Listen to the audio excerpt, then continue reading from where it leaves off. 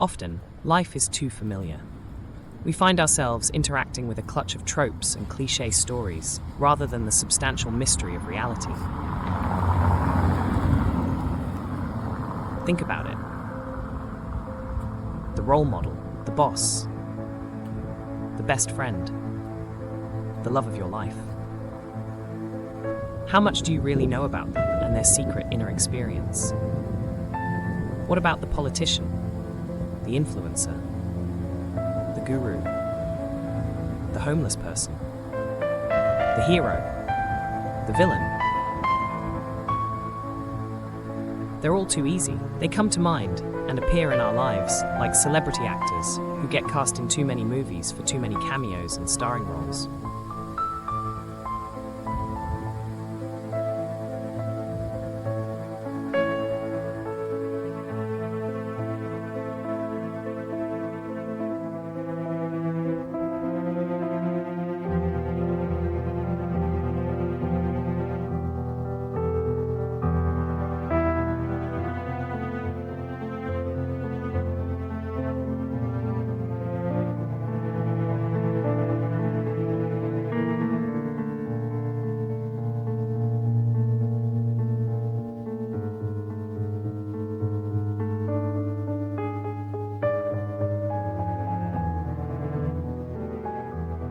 Yet, it's not just human personas for whom this phenomenon is true, is it? Our environment, the very elements around us, are tediously familiar and mundane. We move through them like craftsmen who have become so skilled in manipulating the media that their natural limitations and tendencies no longer shape and guide them into form. We can make anything out of anything. Our reality has become extremely artificial. The trees, the birds, the bushes and grasses that surround us, the lively, lonely streams, the thundering beaches, these are not just set pieces and background decoration. The doorways and windows that colour our days are not just passageways of bodies and light and time. The houses we live in, the cities we move through like skittering leaves, the stony earth beneath our feet, all have presence that stretches far beyond the casual dweller and passerby. What if the cassette tape of your life slowed down in distorted loops of sound and picture? What if the blockbuster movie of your existence stretched in scale until the minutiae were epic, and the thrilling narrative slowed to a crawl and was lost, evaporating like mist on a meadow at dawn? What patterns would shake out of the scene? What would emerge? There is a state of awareness in which we can perceive the world around us, within us, through us. We can hold off on immediately identifying, analysing, and judging from the same old exhausted viewpoints that come so easily and instantly to mind. When we open the gates of receptivity and perception, and hold them open, a living forest of connections arises around us. A wild wonderland of activity presents itself, and it is not simply a multiplication of the small set of actions we think populate the natural universe. It is something far more bizarre.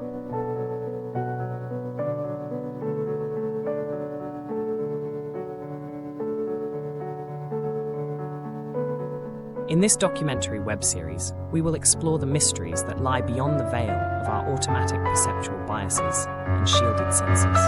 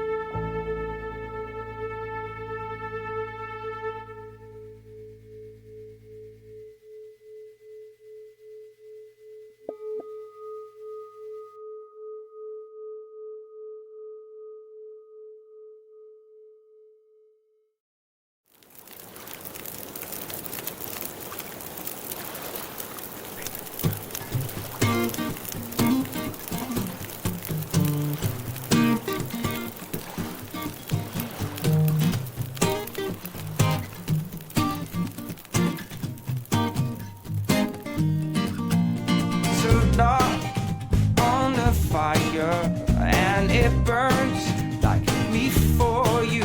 Tomorrow comes one desire to take me away. It's true, it ain't easy to say goodbye. And darling, please don't start to cry, 'cause girl, you know I've got to go.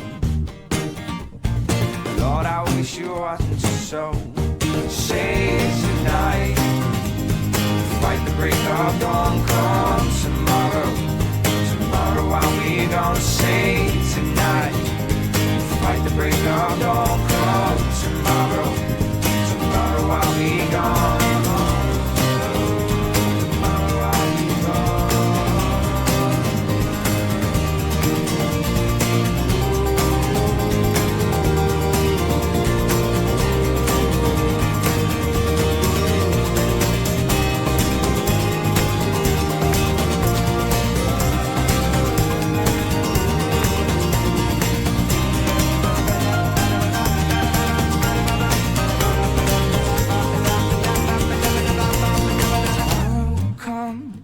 Take me away.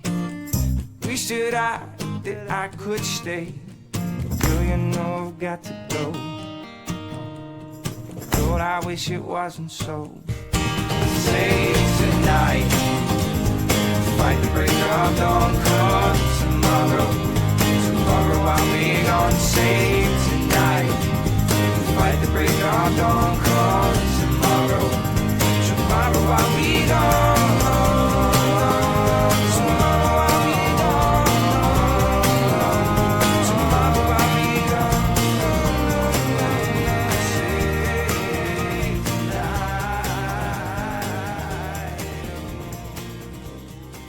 Why are we this way?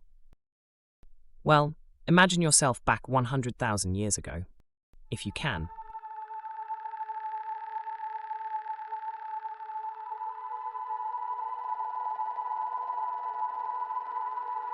This is, after all, 20 times further back in our ancient recollections than the rise of the august Old Kingdom of Egypt, which is itself a terminal velocity plunge into an alien world for us.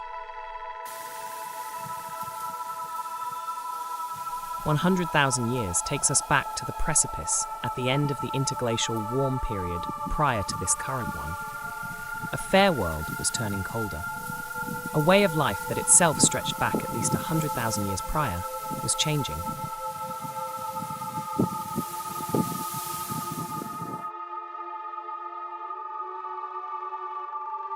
Imagine that. The scale of our personal and cultural ambitions, our collectively developed experience of impatience, capsizes. But let us try to feel it.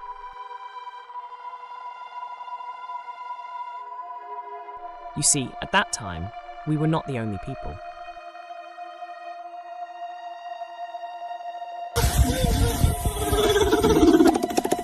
Nowadays, an internal alarm system alerts us when a figure or face presents itself to us as almost, but not quite, human.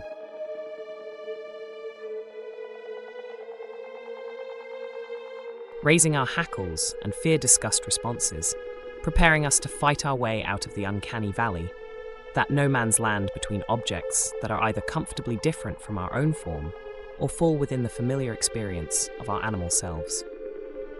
The uncanny concept derives from robotics and refers to a plunge in the graph of our level of ease with androids as they approach human likeness, but don't quite achieve it.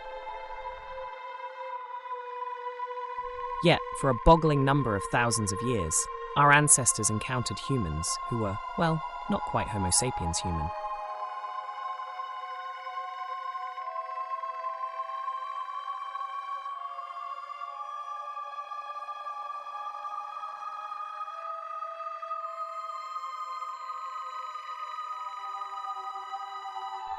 Homo neanderthalis was heavier built, longer limbed, with more pronounced cranial features. They were likely hairier than our people. By some estimates, the Neanderthals kept our Homo sapiens ancestors pinned in Africa for 90,000 years while they inhabited Europe and Eurasia. Why pinned? Because the paleoarchaeological evidence strongly suggests that most of our interactions with the Neanderthals were not peaceful. In fact, that immensely long period of time in our subsistent existence was apparently frequently punctuated by what is best described as war. It's dawn, and Alpha Troop 19 is commuting to war. 21 GIs bound for a jungle clearing a mile from the Cambodian border. American soldiers hiking their way through the sweaty jungles of South Vietnam, searching for an elusive enemy. The temperature is almost 100 degrees, and the jungle stifles even the tiniest breeze. The going is slow. There could be a North Vietnamese regiment hiding a few yards away, and no one would see it. Nobody talks, so you start thinking. What kind of war? Guerrilla skirmishes. The Neanderthals were great at it. We were not so great. At one point, it seems the total number of surviving Homo sapiens may have been reduced to about 50 individuals. That's how close we came to being exterminated as a species. The essence of guerrilla fighting is the ambush. The ambush often comes in the dark of night, a sudden assault by a larger gang upon a smaller gang, a frenzy of violence, and then a hasty retreat by the victors, who vanish into the undergrowth that swallows them and mutes all sign of their having been there. The ambush is a fear that most predatory animals in nature don't have to face. It emerges as a behavior and a tactic when the social structure of the predator species is characterized by small groups of variable size, hunting bands that change their composition through time. In these conditions, competition for resources can take the form of a sudden strike upon the neighboring band whenever an opportunity arises to outnumber them. When one or two of them make a mistake and wander too far from the center of their own established territory, and a larger party of enemy hunters comes upon the few stragglers by surprise.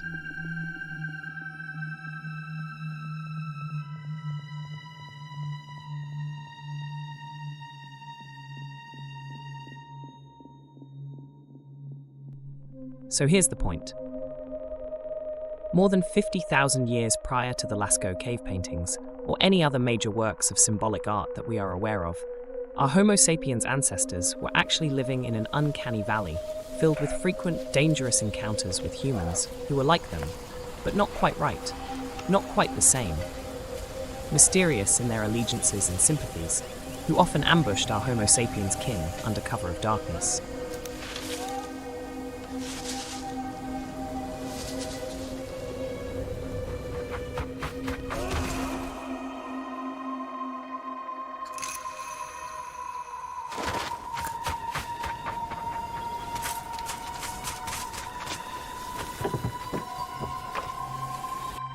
For our ancient predecessors, Neanderthals were the bogeymen who went bump in the night.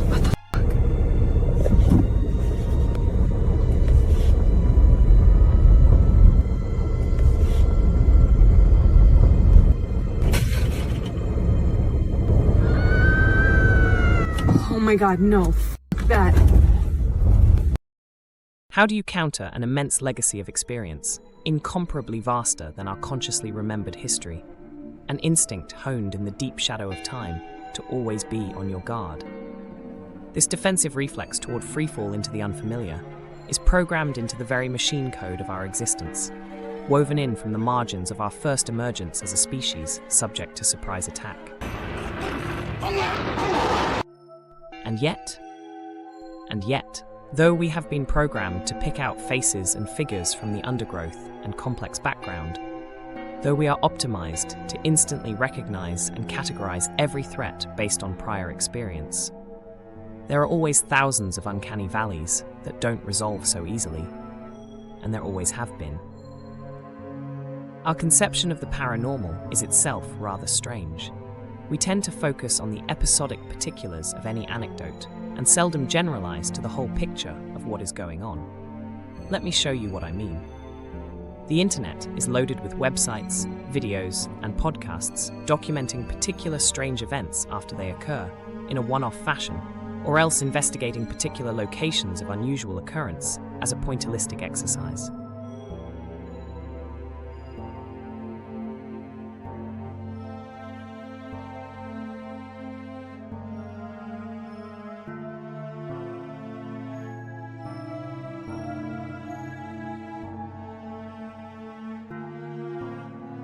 Paranormal investigators love to vaguely pontificate about portals and residual hauntings.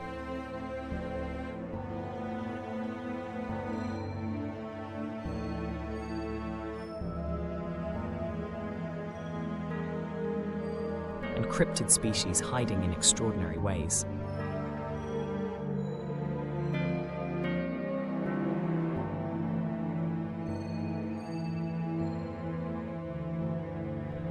On the contrary, the way to begin to understand paranormal reality is to start with the normal and seemingly mundane.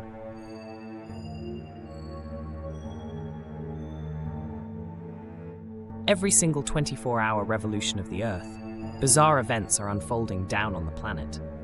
By most accounts, as the penumbral line sweeps across the surface and night falls, the strange occurrences increase.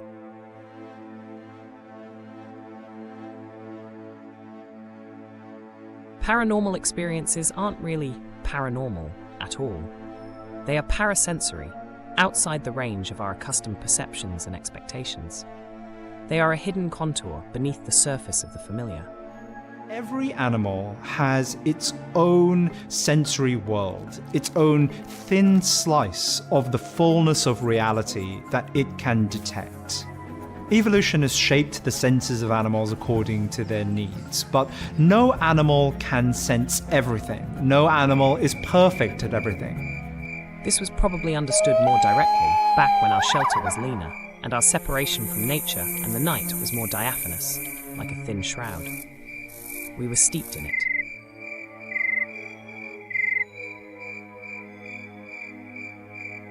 All this raises an important question. Might we have developed, early in existence as a species, a secondary response to the strange presence inherent in everything, something besides a defense posture against the possibility of ambush? In this episode of the series, we will explore this question further and find that we have ancient and expansive capacities for interacting with the strange world around us.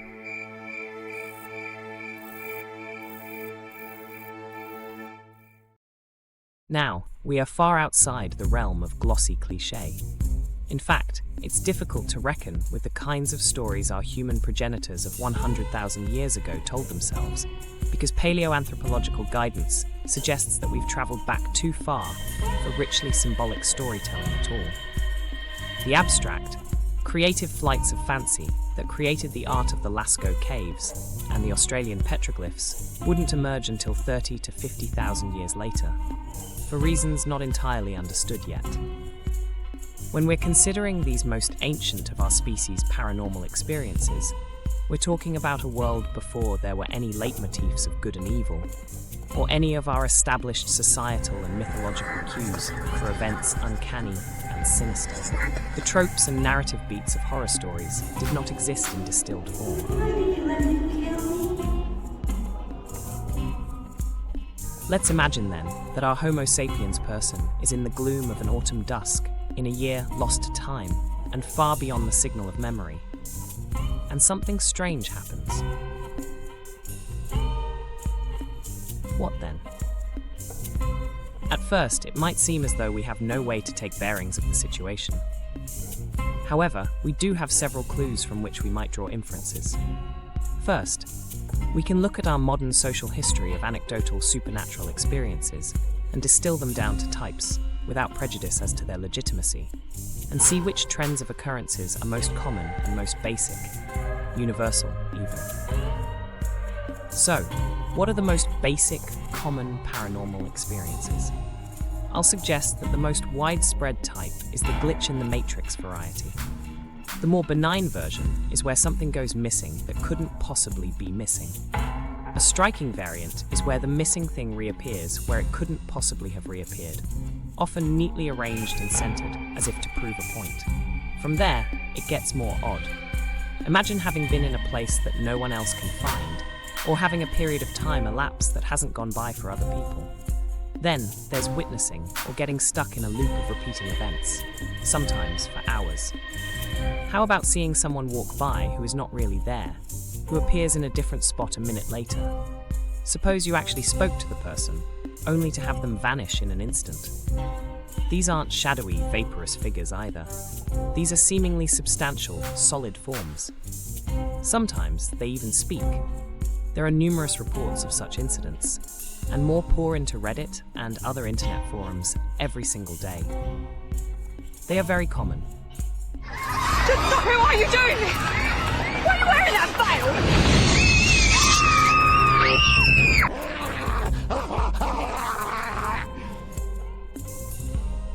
If our ancestor had a strange experience, it was likely a glitch in the matrix. What would they make of it? Depending on the frequency with which such events occurred in the prehistoric world, we can draw some more inferences. So, how often did the paranormal come out to play? To understand this better, we have to theorize about the causal dynamics of the supernatural as a part of an augmented nature. One of the assumptions we often make about nature is that it is, well, rudimentary in nature. We believe ourselves to be the miraculous exception. A prevailing view has been to imagine that other animals are only preoccupied with finding food and finding mates. We don't figure them to have an interior life, generational ambitions, or anything to elevate their existence beyond the basics. However, there are certain animals that we notice do have a relationship with the paranormal, an awareness of it. Our domestic dogs, which by the way, were tamed from wild wolves probably somewhere around 35,000 years ago, react to the mysterious in a similarly defensive posture as our own ambush-wary sympathetic nervous systems. They are our buddies in battling our way out of surprise attack, and no doubt they have spent countless millennia staring out from the circle of firelight in our camps, patrolling the darkness with their senses for danger to their masters.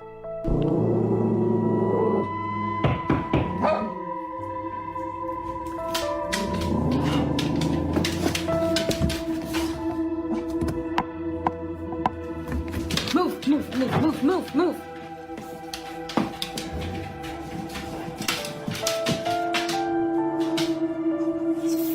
Nobody there. Dogs bark their warnings. Cats, who it is argued never became fully domesticated and obedient, but instead exist in a symbiotic detente with humans, respond to the paranormal landscape in a characteristically different way. They don't bark, they stare and stare. According to one gypsy traveller custom from the British Isles, if one wants to see the occult forces and entities around one, it is possible to pick up a cat and peer over its head between its ears into the invisible, and all will be revealed. What is once seen cannot be unseen though, so beware. Why should awareness of the supernatural be limited to our nearest animal friends though? We know through modern research that many animals have keen awareness of the unseen. Sensitivity to the magnetosphere of the planet, eyesight tuned to other frequencies of light, acoustic awareness of ultra-low frequency sounds, feeling earthquakes before we do. Besides, how could there be a paranormal reality limited to the human sphere? It doesn't really make sense that the entire repertoire of uncanny experiences began a mere 300,000 years, or 100,000 years, or 50,000 years ago on a planet that is 4.6 billion years old. We don't call this the Paranormocene epoch. If there are truly glitches in the matrix, faults in the fabric of our world, and if we reject the implausible argument of human exceptionalism, then every creature, animal, plant, fungus, bacteria, must have, in their own way, experienced things mysteriously odd. Think about some classic literary motifs of the environment surrounding a paranormal event. Everything got very quiet. The birds and insects stopped making noise. The trees looked like they were waiting and listening for something. All the dogs started whimpering. There is a common experience here, shared across all scales and kingdoms. Furthermore, these experiences must happen frequently. Yet, what if the paranormal is not just frequent, but ubiquitous, omnipresent? Again, we have a sliver of evidence. If you were a human in the midst of our immense prehistory, before the advent of fantasy and allegory, and you were sensitive to an augmented reality that included glitches which transcend and break boundaries of time, space, and locality, one conclusion you might come to is that nothing ever truly dies and vanishes completely. The world reinforces this empirical truth.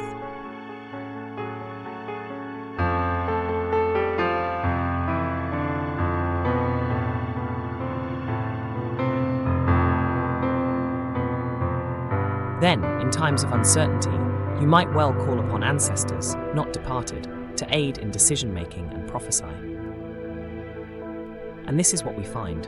In the oldest and most timeless cultures, there exist traditions of ancestor veneration and communication that have no historical origin, but stretch back past any certainty when these practices began. In fact, connecting with ancestors often exists as a parallel adjunct to more developed mystical traditions, suggesting that the ancestor component may be standalone to some degree and predating the rest. We have no idea how far back. If consulting the ancestors and calling upon them, regardless of their apparent chronological position, was practiced in the lost 200,000 years of our ancient existence, then we may surmise that people then had both a continuous encounter with supernatural, or augmented normal, presence in their lives, and a non-linear experience of the fundamental dimensions of reality, like time, one that we would likely call glitchy.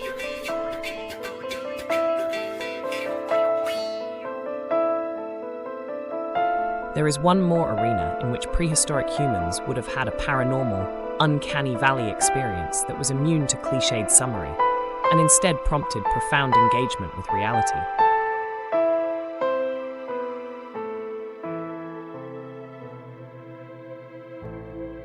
Surprisingly, those people of long ago would have seen the strangeness all the more clearly than we can now.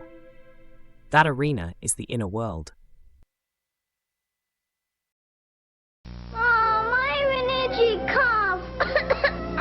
Feel good. I have cough too. Fix it. Every day, mothers are called. We stabilize our self-conceptions through the stories that we tell ourselves about how we want to behave, how we're supposed to behave, how others see us, what our motivations are, within the context of a normalized explanation of our current surroundings. We are inculcated with and activated by standing myths and abstract ethics that have been distilled from the complex tapestry of social hierarchies that are common ground for every monkey species.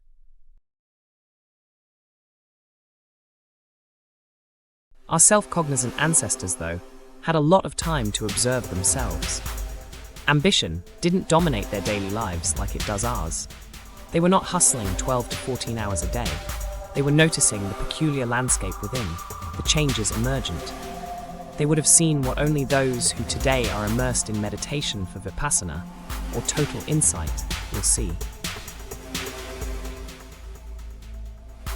In the next episode in this series, we will explore thought, the latest model theories of how thought arises in the mind-brain, and how they can suss out the very surprising, yet deeply organized structure of reality.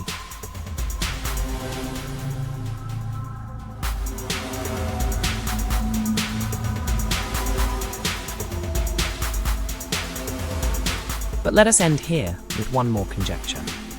In a 2011 paper published in Advances in Cognitive Psychology, author William Clem suggests that the neuronal impulse patterns, which in combination can activate sense of self as a sixth sense, can also become their own reinforced and bounded agent, acting upon the brain with independence from the immediate biophysical state of the brain, giving rise to sustained and abstracted consciousness of self. This set of impulse patterns is shaped by memory reinforcement, dreams, cultural learning and sharing, just like the neuron pathways involved with other senses. Is it hard to imagine, then, that the path to self-awareness for our immersed ancestors was subtly different, granularized and cohered in other ways than our own modern sensibility, steeped as they were in the nightly play of the oddly augmented reality? The prehistoric world is bountiful with magical practices, shamans, healers, oracles. Modern skepticism attributes the gigantic bulk of this ancient way of life to superstition and a comically inferior sense of cause and effect. Yet, it is as likely, or more likely, that the witch doctors of old were abundant because of the general prevalence of an alternative framework of self, through having access to cognitive abilities and perceptions that are unlocked by experiencing the self as paranormal, supernormal. If you look closely enough, you will find glitches in your own matrix.